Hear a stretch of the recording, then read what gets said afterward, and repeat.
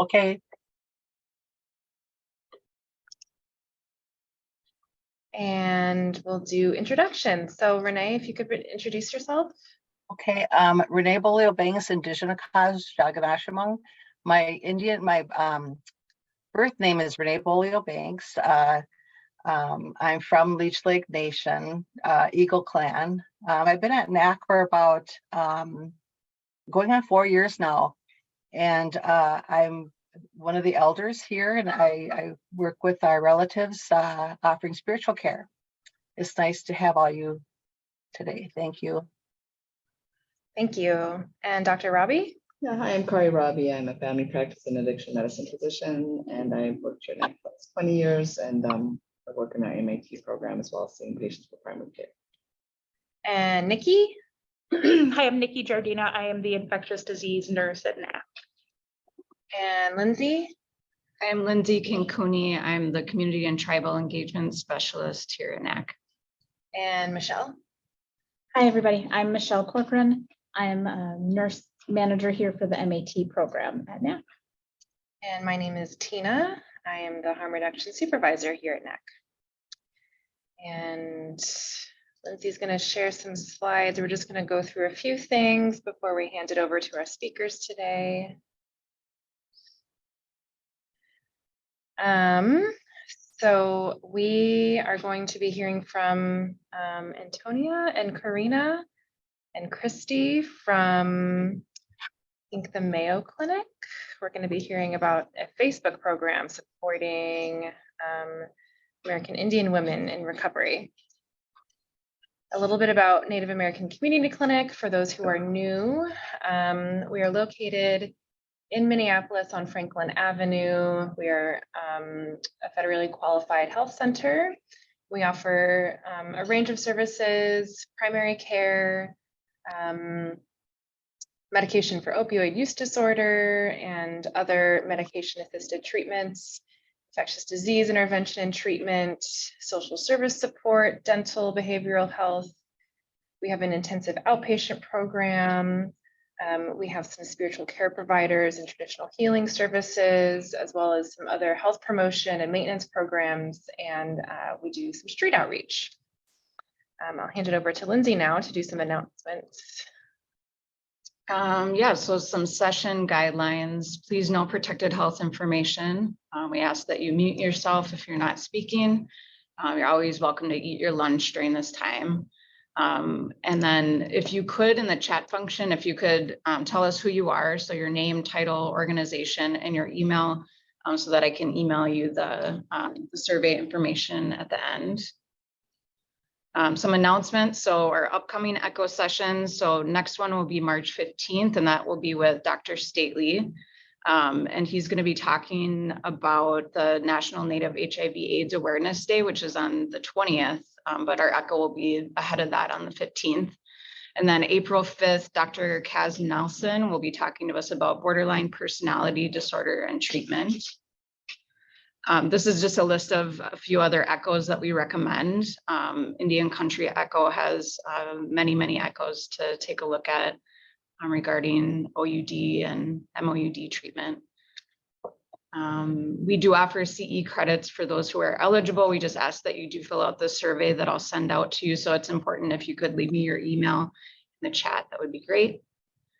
And then case presentations, we always welcome those. If you have any stories to share with us, they make for a great discussion. And with that, I will stop sharing and I will hand it over to our presenters for today. Thank you. I'll go ahead and share my screen right now.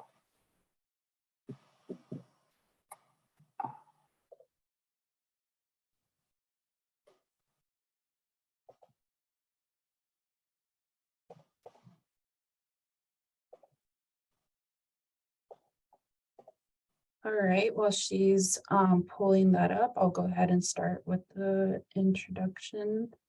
Karina Sabiku Yanishe. It's good to see you all today. My name is Corina. I am Dene in Jemez Pueblo.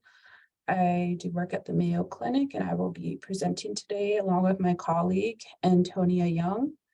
we will be presenting on our We Do Kagewin study, which is a Facebook program for supporting opioid recovery among American Indian women. And we also have in the audience our principal investigator, Dr. Christy Patton. All right, next slide. Okay, so We Do Kagewin. What does our study name mean? So it means the place for help, the time of helping. It is an Ojibwe word that was selected by a local Native elder woman. When we were developing the study, we did want to choose a name that would be meaningful to our project, but also to the women in the community. And we worked with this Native elder who was recommended by our community advisory committee. We were so excited to get the name, and I think it definitely represents our project pretty well. And also we, in the beginning phases of our study, were able to work with a local Native artist who is Ojibwe. Her name is Selena Downwind Jubera. You can see our art piece here on the left is our study logo. She did create a few different pieces for us that we can use for our study flyers and also within our Facebook group. So we worked pretty closely with the artists and our community advisory committee on the different styles of the artwork. We did want to incorporate kind of a diverse group of women because we know that our Native women here in the urban area are representing different tribes. So we did settle on this specific work here, which I think looks so beautiful, and a lot of our comments on it are very positive, and we have appreciated the artwork that our artists did create for us. All right, next. And so our study coordinators for this study, also our intervention moderators and presenters today are myself, Karina, and Antonia. And this slide just shows our study, the full study team, which represents different institutions. As you can see here, we have our Mayo Clinic team, Hennepin Healthcare, Community University Healthcare Center, Dartmouth College, Columbia University, and the University of New Mexico. So a few acknowledgements I want to give. So our concept was developed with partners at the Minnesota Indian Women's Resource Center. It is funded by the National Institutes on Drug Abuse Clinical Trials Network, and there are no conflicts of interest to report. So the agenda for this presentation, we will review the study importance, a quick study overview, a little bit more about our community advisory committee. I'll go through phase 1, phase 2, and phase 3 of the study, and then we'll end with some questions and discussion. So this study is important because reducing opioid use is a need that has been identified by Native communities in Minnesota. At the moment, programs developed specifically for Native women do not exist. Studies do find that social support can be helpful for opioid recovery. Social media could offer that virtual support to help Native women recover from opioid use. And we know that Native cultures do value interdependence, or the idea that all things in the world depend on each other to survive and thrive. So using social media groups to bring Native women together is pretty consistent with this tradition and can help to cope with stress and prevent opioid relapse. We hope that this approach could lead to a greater adoption and sustainability by encouraging collaborative efforts across generations and leveraging community resilience for coping with stress. Right, and the study overview. So the aim of the study is to develop the content for a 3-month moderated Facebook group program for supporting opioid recovery among Native women. The program content will address the role of stress, trauma, and substance use, include mindfulness practices in daily life and high-risk situations, and encourage acceptance and peer-based social support. Cultural and community resources to support opioid recovery will also be included. And working with the Community Advisory Committee was helpful to help develop the study protocol and Facebook content and guide all of our study activities. So a brief overview of our study timeline. So there was the pre-study development, which was creating the CAC and developing those study protocol and materials. We then moved to phase 1 of the study, which was to enroll 12 Native women and 12 interested parties to complete a one-time individual interview. And then phase 2 was to use the interview feedback to edit the content and train the moderators. We currently are at phase 3 of the study, which is to screen and enroll 10 Native women by completing surveys and urine drug screenings.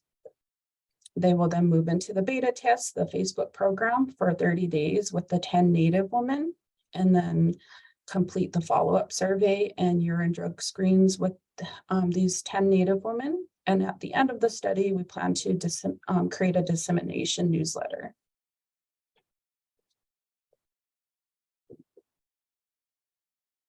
So a little bit more about our Community Advisory Committee. Our advisory committee consists of Native women with lived experience in opioid recovery, healthcare providers, and community partners for Native women in recovery. Throughout the study, we've held 5 Zoom meetings to help develop the Facebook content and guide all of our study activities. Our CAC has been able to provide feedback on naming the study, designing the study artwork, study inclusion criteria and measures, ensuring that the posts do not trigger participants, and also have suggested to include a smudge kit in our study welcome materials. They also been helpful with the recruitment efforts, which have included referring Native women in recovery. And for the phase 1 of our study, when we were recruiting interested parties. So phase 1, our qualitative interview phase. We conducted 14 interviews with Native women in recovery from opioid use, and 12 interviews with interested parties who work for and advocate for Native people in recovery. The criteria were the woman had to be abstinent from illicit opioid use for at least 30 days, and also be taking medication-assisted treatment and have some familiarity with Facebook. Our participants were recruited from the CAC referrals and also community flyers, which were posted in the Minneapolis area. And you can see here on the right, an example of the flyers that we did post in the community. So it was pretty straightforward. It listed the eligibility criteria and then also had what the participants would be participating in. And for the interview content and analysis portion, for the interviews, we were looking for feedback on the general appeal of the group and how to increase engagement. We also were looking for cultural relevance of the 3 videos and pictures and text pairings and how they might be helpful to Native women in recovery. And as far as the interviews, they were coded to generate response themes, which we'll go a little bit more in detail later on. All right, and for this is an example of the videos that were shown to the women that we interviewed. We did show them these 3 different videos. The first video was a recovery story video. It was pretty short, it was only 30 seconds. The second video was a video of Faith Spotted Eagle, who talked about historical trauma. And then the third video was a local water song video, which showed representation of diverse Native and non-Native women. And we wanted to get feedback on these videos from the women that we interviewed. So some of the questions we asked about these videos were questions about how the video made them feel, if it fit with Native culture, if it was relatable, and if they thought it would be supportive to Native women in recovery. And for the text and image posts that we used for our interviews were these 4 different text and images here. So we were also looking for feedback on these 4 different posts as well. So the first post, the urge surfing and grounding exercise, was a cravings post. So we gave the example of how cravings come and go like waves. So there's as a wave goes up, the cravings increase, but they always come back down. So just waiting it out. It was an exercise that pretty much described just what I said about the waves, and we just wanted to get feedback if that was helpful to women and get their suggestions on that. And then the second post was a triggers post, so recognizing triggers, and this just pretty much described how triggers are inside and outside and can be linked to smells and places. And then the third post was a morning gratitude post, which was an exercise that would probably be used in the morning. So thinking about starting your day and getting the woman to think about what you are grateful for. And then the fourth post, we used a art piece. This art was created by Tamara Adams. It was a 2-minute rule exercise, which was more of a mindfulness exercise. So paying attention to the details of the artwork. So these are kind of just examples of the different types of posts we would use in our Facebook group. And then we did receive pretty good feedback on this, which we'll go more in depth about. All right, and then I'll hand it over to Antonia to talk about the results. All right, thank you, Karina. This is Antonia, and I'm one of the other coordinators on the We Do Cogewin study, and I'll go over the results. So first, we'll go over just some brief demographic information about both the Native women and the interested parties who interviewed. Then we'll go into the different domains that were covered during the interview, and we only got qualitative data from the interview, so I will share quotes from our interviewees in their own words throughout the results.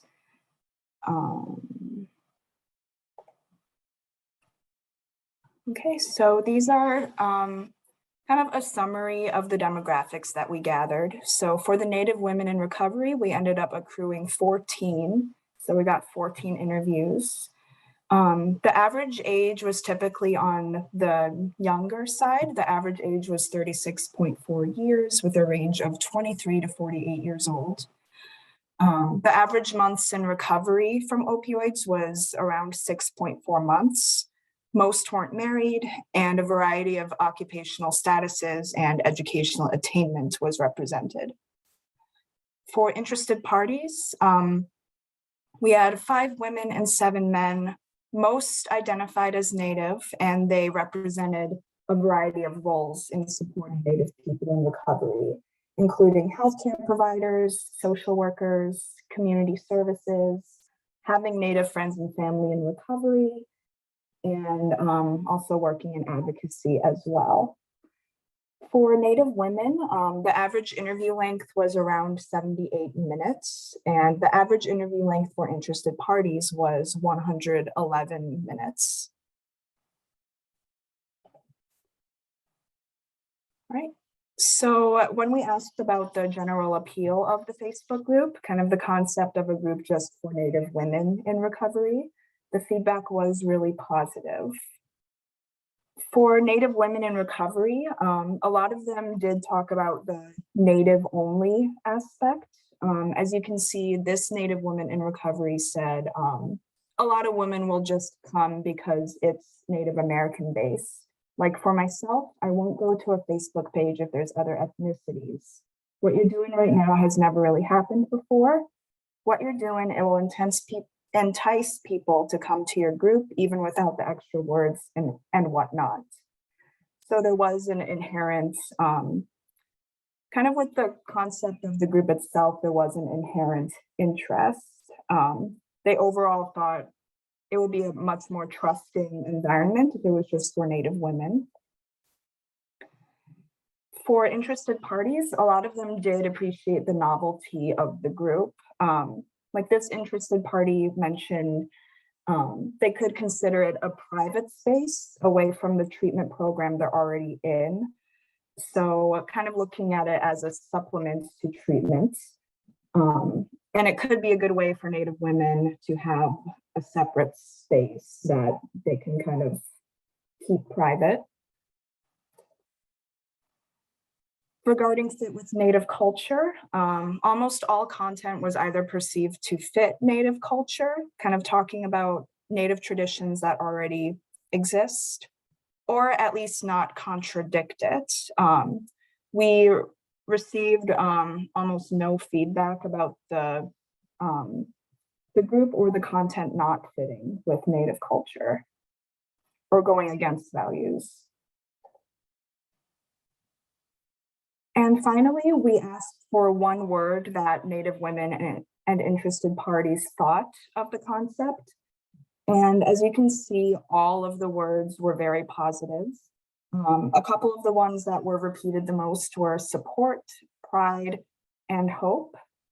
And some people even chose words in their native language. For example, you can see Wizokatawin, which means the way to seek what is cherished but hidden in Ojibwe. And then another person said Ogichidakwe, and they said it means warrior woman in Anishinaabe. All right. And so there were some concerns expressed about the group concept.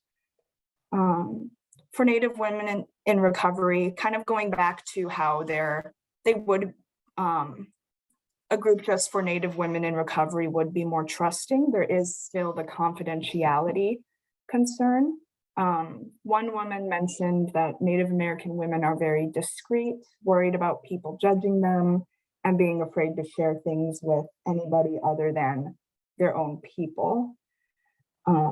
Another woman also expressed concern about how we would confirm that everybody in the group is Native. Like, how would we decipher if they're really Native or not? Is that just a trusting thing? So again, really speaking to the value of having a group that's just for Native women and where everybody can trust one another. And interested parties, well, both Native women and interested parties mentioned confidentiality concerns. The first interested party in particular mentioned the possibility of gossiping. Like, what if somebody relapses in the group and then they talk about it, and then it's revealed outside of the group when the expectation should be that everything that's shared in the group stays in the group. And another interested party expressed concern about technology access. Like, what if somebody wants to join the study, but they don't have a personal mobile device? So they wanted clarification on whether we would provide those devices for them if somebody was interested but did not have consistent technology access. All right, so now we'll go into the video feedback. We won't go into each of the specific videos, but we'll go over a couple of the themes that were common across all of them. So the first theme we found, both Native women in recovery and interested parties enjoyed personal stories of recovery and resilience because they instill optimism, inspire assets-based discussion, and remind Native women in recovery that they're not alone. This was especially the case in the Jenny's Story and Faith Spotted Eagle videos, where they talked about historical trauma and how that leads to substance use, but also recovery stories as well. One Native woman said, "You'll need to do a lot of those. A lot of women don't think there's hope, that they can't get out of addiction or even stay sober. They have to see a lot of stories like that to see that it is possible." Yes, I like her story. I lost my culture. I want to be able to practice it again. Which that last sentence was actually almost verbatim to a sentence that was in the video itself. So that really spoke to them. An interested party also talked about historical trauma, or they actually mentioned restorative trauma, or using it to become their strength.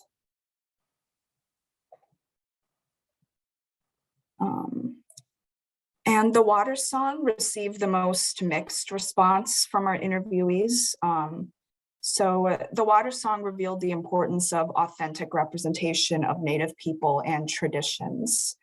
As Karina mentioned, the video in it, it features both Native women and non-Native women. And there were people that responded negatively and positively to that. One woman said, "I get their point they're trying to make. I don't know. I kind of really didn't like seeing those other people in there."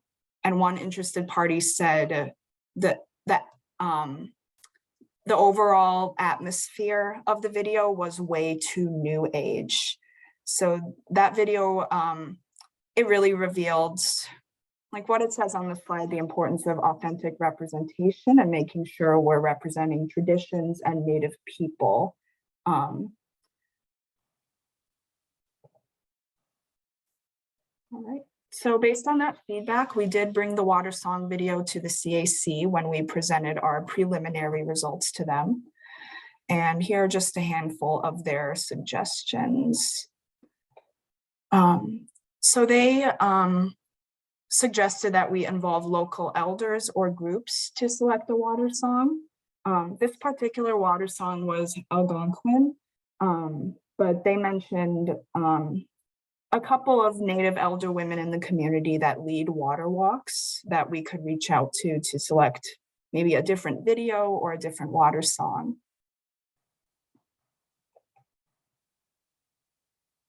Another member of the CAC did mention the concept of looking Native could be considered a colonized idea.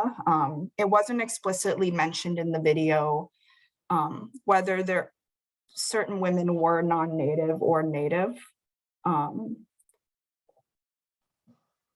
They suggested we could reframe it as this is a gift to women, kind of generalizing it a little bit more. Again, finding a different version of the song, maybe not including people or including more natural imagery. Or we could incorporate an exercise into this as well, like having participants close their eyes and talk about what they imagine as they listen to the song. So that was a couple ways we could address those concerns. All right, and now we'll go over the text image feedback, just a few themes from those. So one important theme we found was photos should be culturally relevant and representative of the topic being discussed. As you saw, our photos that we paired with the text were overall, they were natural, and that was seen as relevant to Native culture, but it wasn't quite specific enough, especially for one of the photos of Lake Superior for the Urge Surfing post. They noted if we're targeting Native women in Minneapolis or working with Minneapolis clinics, that may not resonate with them as much as a lake image. Otherwise, if we do want to use waves to represent cravings, they should be stronger or larger, the waves, to represent how strong they can be. Nonetheless, there were women that did respond positively to the post. They did mention the takeaway that cravings are not permanent, they don't last forever. So to just wait it out, I think, is the most important thing. And directly relating it to ocean waves, I think, is huge. It's very important, and it just connects you with the visual of it. So they did think it was still fitting to include waves. Oh, sorry. And before I get to the next point, in response to the photo, we did switch out the photo. So the photo on the left you see here is what we switched it out with. Something that is more specific to water or surfing in itself, and also having a Native woman do it so they can kind of see themselves in the post. This surfer is a Native woman professional surfer, and the photo was taken by Polly Chambers. And regarding the text should not be solely informational, and we should give action items that are preferably Native specific. And this was in response, especially to the Recognizing Triggers post.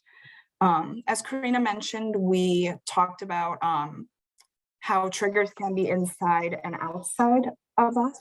And we also asked them what are their triggers. So it was really a more informational toned post or educating somebody about triggers. But they thought that we should offer an action item that they can use to find a healthy way to respond to triggers. One interested party here did mention smudging, kind of aligning with our CAC's idea of including smudge kits in our materials to help them with those exercises. And as interested parties said here, I love solutions. And so if you want to talk about triggers, what are some solutions that are culturally specific to me? All right, and we did bring the triggers post to the CAC, and these were their suggestions.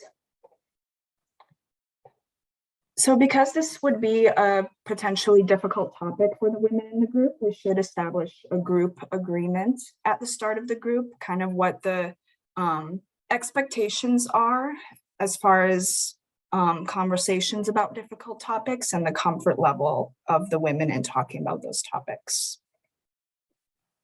We should also preface the triggers post with a warning or kind of gauging how comfortable people would be. So they suggested we ask how many of you would be open to talking about triggers next week, just to gauge their comfort. We should also be sure to provide an exercise before we post the triggers, multiple exercises if we can, just so the women have a way to ground themselves or calm themselves down if they end up being triggered by the triggers post or thinking about what their triggers are. They also suggested we could kind of reframe the post a little bit, asking what leads us to use, what kinds of things happen that make us want to use. So making it a bit more of a direct link and not relying on the word triggers as much. And finally, we should schedule a Facebook Live debrief after the post, just so people can kind of have an open forum talking about their feelings or any thoughts they have after reading that post. Okay. And finally, during the interview, we asked about moderator, like anything that would be helpful for the moderators. And I think interested parties in particular had a lot of feedback about this. I think most of these quotes came from interested parties. So kind of to summarize all of these, they mentioned that we should have an authentic and imperfect approach when engaging with the women in the group, just so we can be seen not as research professionals, but as peers that are approachable and they can talk to if they have any thoughts that they want to share. And if they, to feel comfortable being vulnerable. One interested party also mentioned bringing in more elders, like a respected elder in the community, so that they have someone they know who's involved with the group. A couple other people again mentioned how our post should have action items and follow-ups. And to read the quote, don't plop something down and play it without then following up. This is what you can do with this information. They also mentioned if we should acknowledge that it can be difficult doing those exercises, but it might not work the first time, but it's worth it to keep trying and try again. And one interested party did talk about the concern of a lack of an intimate environment with it being entirely virtual. So just another consideration about building rapport and a supportive environment. And some overall conclusions that we came to following the phase 1 interviews and analysis. Kind of regarding its fit to Native culture, even though what we're seeing as fitting with culture and not contradicting it. One Native woman in recovery did say, like I said before, there isn't no drug addiction in Native American culture. So there is an overall disconnect element between substance use and Native culture. So it would be really, the cultural reconnection piece would be really important to these women. Native women in recovery generally appreciated that there will be a safe, private space for Native women to support each other in their recovery journeys. Interested parties appreciated the novelty of having a virtual supplemental support group and the potential of connection to Native culture. Moderators should retain a positive, authentic atmosphere to keep the women engaged with the group. This was something that wasn't in previous slides, but they did mention incorporating Native humor as well. Not focusing on the heavy topics too much, but occasionally doing fun things.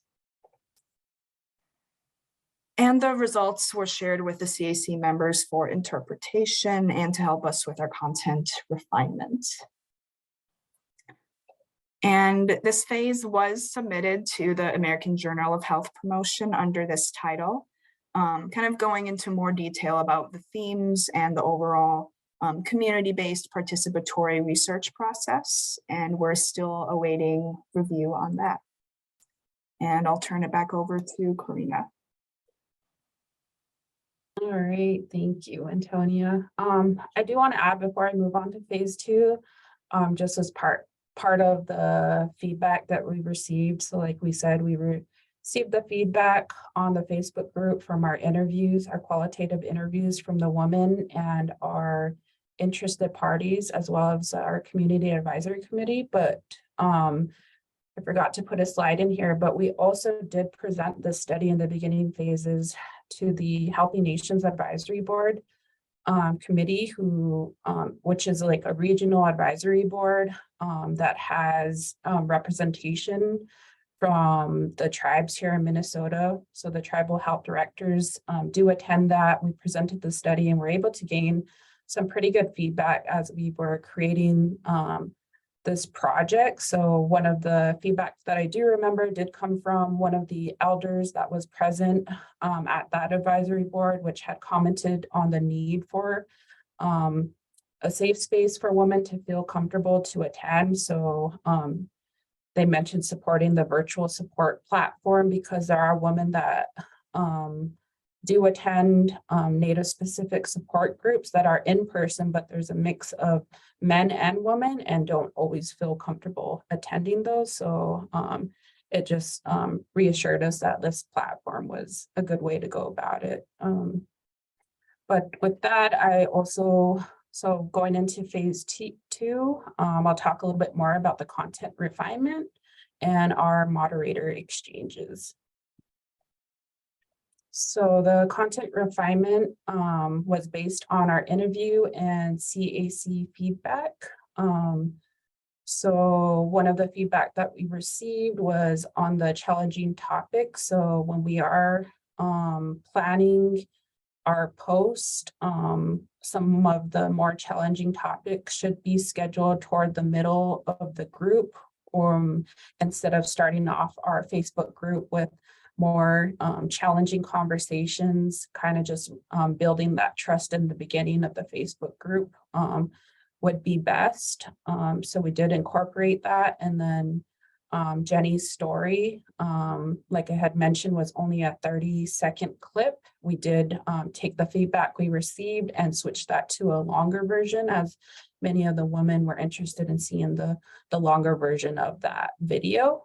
And then both with the interviews and CAC, they had suggested us using more Native artwork. So featuring artists such as Christy Belcour, Marlena Miles, local artists, but not just local, but just Native artists in general would be appreciated to see. So we were able to connect with some of our local Native artists and get approval to use their artwork within our Facebook group.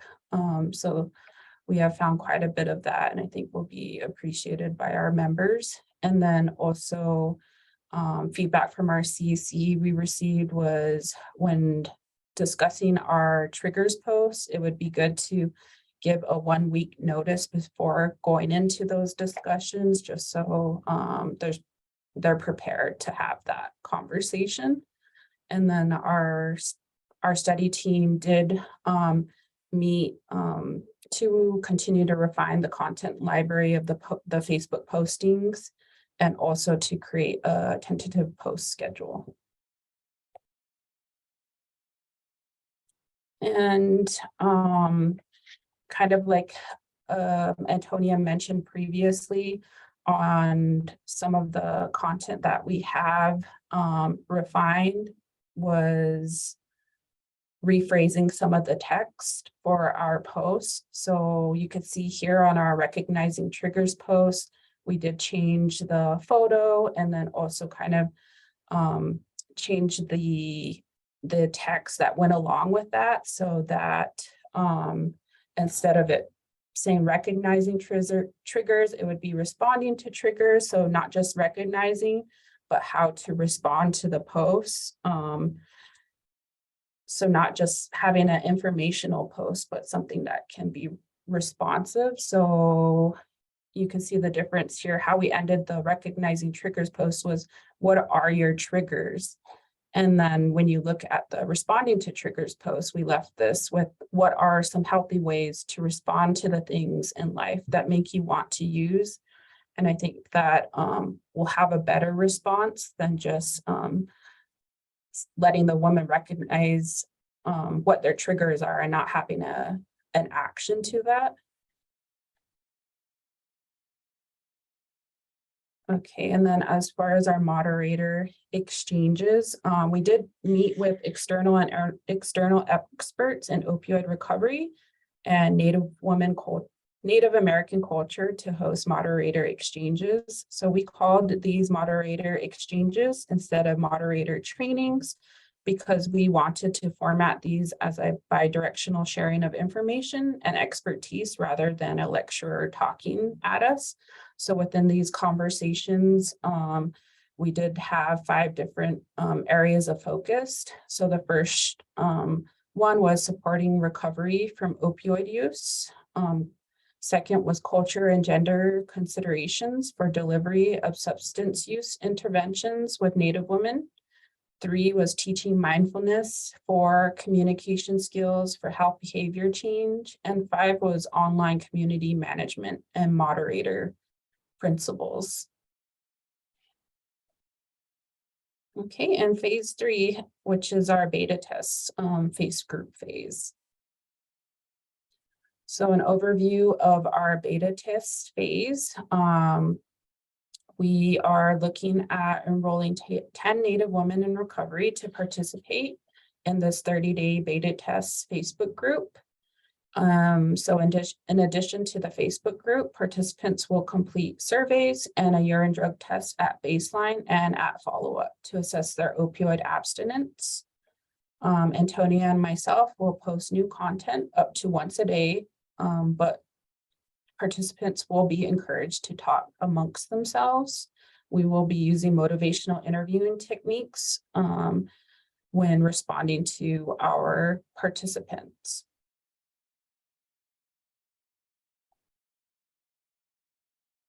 Okay, and just a brief overview of what the Facebook group format does look like. So we will be focusing on mindfulness, positivity, self-care, and cultural reconnection posts. We'll share videos, native artwork, photographs, text posts, and poetry. And we also will have moderator prompts. So for example, if we had posted the Jenny's story video, we would follow up with a prompt, how might Jenny's words relate to your recovery journey? And hopes to get women engaged in posting. And then we will also be sharing an online landing page of resources to help facilitate recovery from opioids. So you can see here on our right, just a snippet of what our Facebook group would look like. We do have our logo included there from our artists on top. And then this bottom photo shows the resources, our landing page. So we were able to develop this resource page that includes local resources from organizations, and you can see the different tabs here. So if a woman was looking at more resources on mental health, they could go and click on the mental health tab, which would pull up another window and would have a list of organizations or programs that women could use. All right, and then our beta test progress. Like I said, we are currently in the beta test phase of our study. So the preliminary work that has been done are the tentative posting schedule. We have finalized that. Our resource landing page has also been finalized. We have shared the recruitment information with our CAC and have also made in-person visits with our community partners. We do have some upcoming visits that are scheduled to continue to help with recruitment and also provide like flyers or information that is needed on our study. We are currently at 4 Native women in recovery have been screened. 2 were eligible and enrolled. 1 did fail the urine drug screening test, so is not eligible. And then we have 1 pending visit. So hopefully that woman will be enrolled. And with that, we would have 7 more women to participate. So we are still in the recruitment phase. So thank you all for listening to our presentation. Antonia and I have included our contact email information here. So feel free to reach out to us if you have any questions.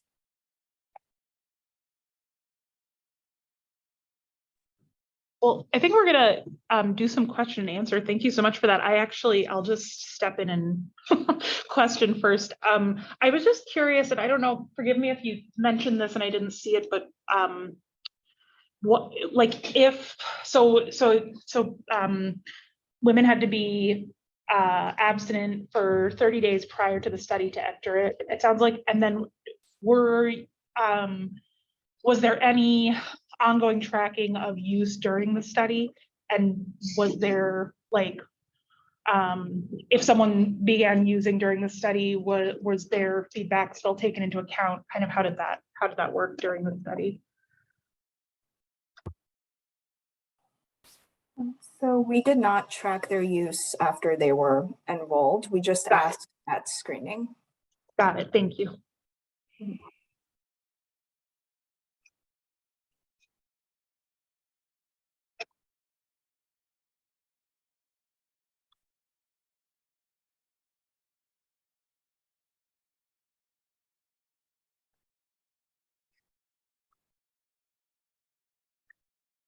And then, oh, sorry, go ahead.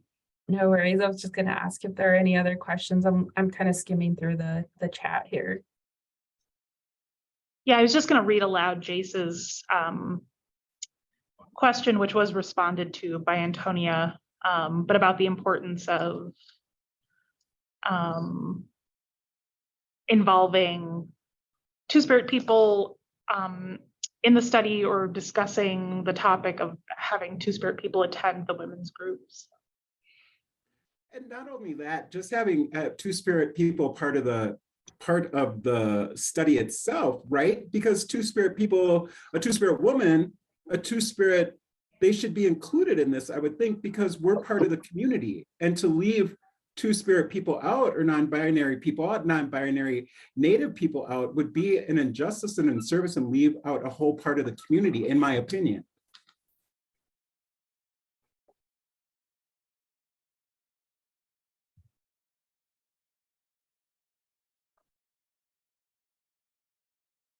Yeah, this is Christy. We definitely were not excluding two-spirit individuals.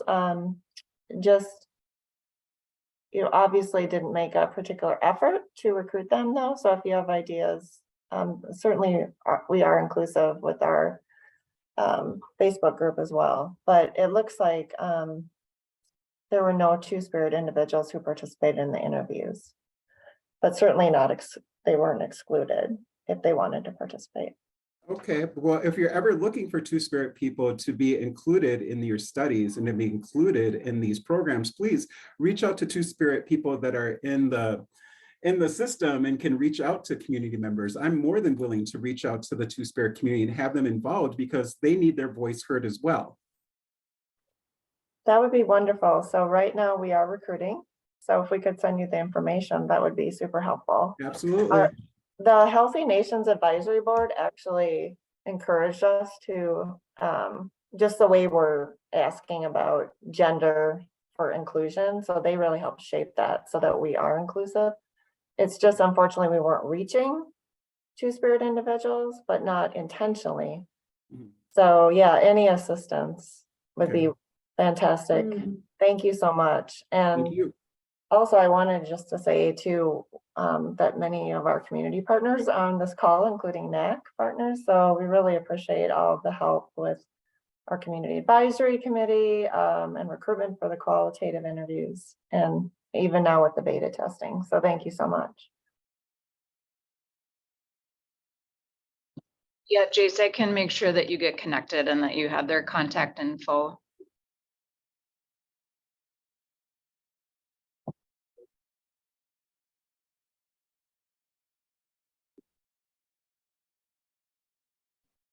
Does anybody have any other last comments or questions?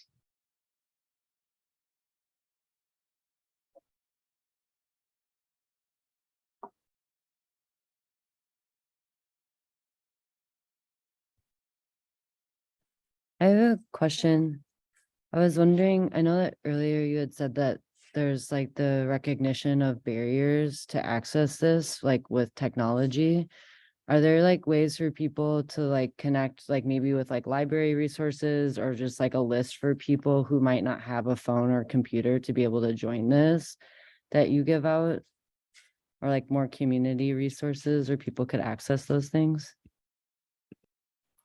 That isn't currently in our study materials, but I think that is a great idea and something we could incorporate, especially, I know for another one of our studies, we have developed kind of local libraries, local Wi-Fi spots. So this could be something we create for this phase as well. Thank you. Thank you.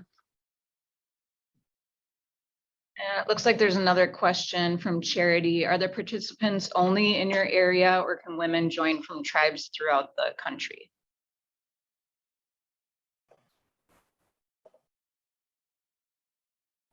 Currently for this phase of our study, so phase 3 of the study, we are only focused on the Minnesota area, and all of the resources that we have available for our women who are participating are focused in the Minnesota region.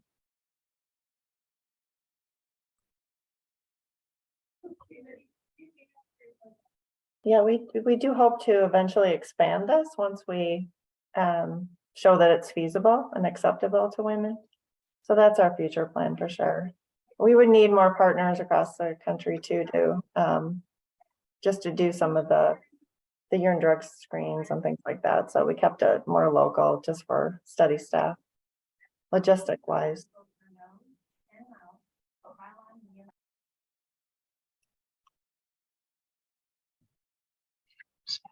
Yeah, go ahead. Thank you so much for joining us today. It was very interesting to hear the work you're doing. Yes, thank you. Thank you everyone for joining us today. I did want to just mention before we go, so our next session is March 15th, and that's with Dr. Stately, and he's going to be talking about the National Native HIV/AIDS Awareness Day that is on March 20th. So hope that you will join us again. Thank you. Thanks, everybody. Thank you. Thank you. Thank you.